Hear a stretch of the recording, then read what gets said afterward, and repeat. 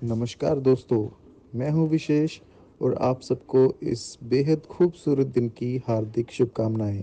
मेरे साथ है प्यारी बेटी गुनगुन और उसकी बहुत ही कोमल और प्यार भरी आवाज़ में हम आपको सुनाएंगे रामायण की कथा। और हम शुरू करने जा रहे हैं अब आज रामायण की कथा। स्टार्ट हो रही है। 1 2 3 स्टार्ट।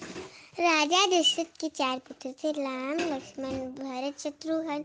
तो जब थोड़े से बड़े हुए उन्हें चलना सिखाया। फिर वो थोड़े और बड़े हुए, फिर उन्हें तीर चलाना सिखाया। फिर जब राम जी की शादी हुई सीता जी से, बाकी पुत्रों की पता नहीं किस किस से हुई थी, तो फिर वो सारे अलग अलग राज्य में चले गए। और राम जी को ना कई ने ये बोला कि मेरे बेटे दशरथ को राजा बनाए, राम को 14 वर्ष का जंगल में वनवास दे। तो फिर वो जंगल में चले जाते हैं। थोड़ी दूर ना वो कहते हैं, राम जी कहते हैं कि मैं थोड़े से फल लेकर आता हूँ। तो उससे पहले ना सीता जी उन्हें कहती है कि रुको। वो बोलते क्या हुआ, मेरे को वो हिरन पकड़ के दो। तो हिरन वो ना पता है कैसे पकड़ते, हिरन पकड़ने चले जाते। वो सोचते कि साथ साथ फल भी ले आऊंगा। उनकी बचाव की आवाज आती है तो लक्ष्मण जी कहते मैं अभी आया और मेरी लक्ष्मण रेखा से बाहर मत आना। तो ना रावण साधु का वेश लेकर आ गया। और साधु का वेश लेकर आने के बाद तो फिर ना वो भीख मांगने लगा। तो ना सीता मैया ने उन्हें दे दिए फल। तो उन्हें लक्ष्मण रेखा से आना पड़ा बाहर।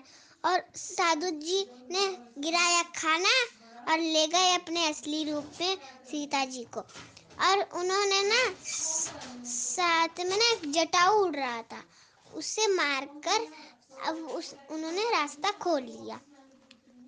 जब राम जी और लक्ष्मण जी आए खाना लेकर, तो उन्होंने जब सीता मैया को देखा तो वहाँ सीता मैया नहीं थी। तो वो थोड़ी दूर चलकर उन्हें हनुमान जी दिखे नदी के पार। तो उन्होंने हनुमान जी से लंका का रास्ता पूछा।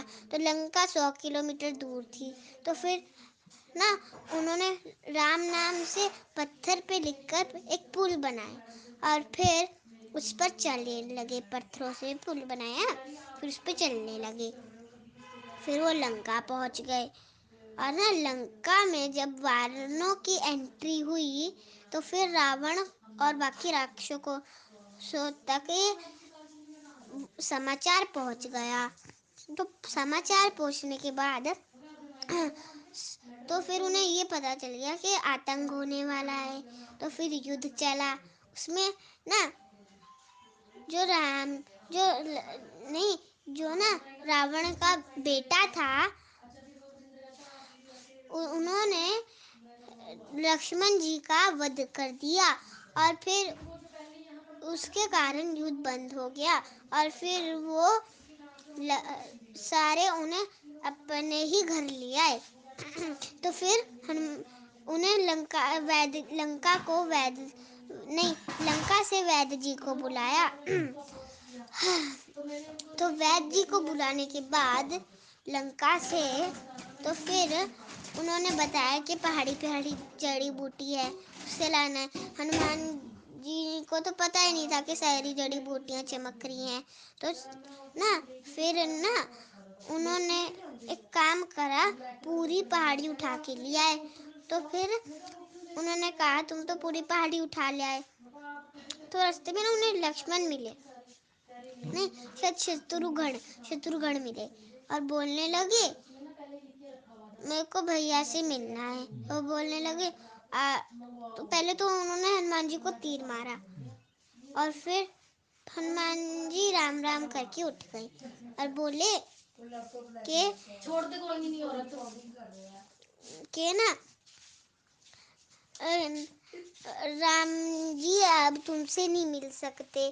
तो फिर ना ये कहकर हनुमान जी उड़कर वापस चले गए। तो है ना वापस जाने के बाद फिर ना उन्होंने कहा लो मैं जड़ी बूटी ले आया।